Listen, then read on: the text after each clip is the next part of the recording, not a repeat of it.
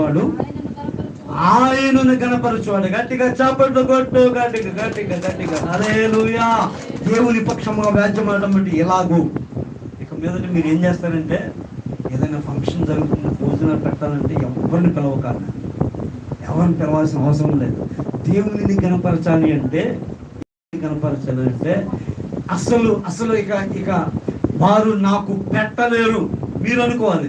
ఆ కుటుంబం నాకు పెట్టలేరు, ఆ కుటుంబం నాకు పెట్టడం వల్ల కాదు అన్న వారిని పిలిచి, యువరాజు గారిని పిలిస్తే ఎంతగా అడబుడి చేస్తారు కదా. ఆయన రాడులేండి, నేను చెప్తున్నా.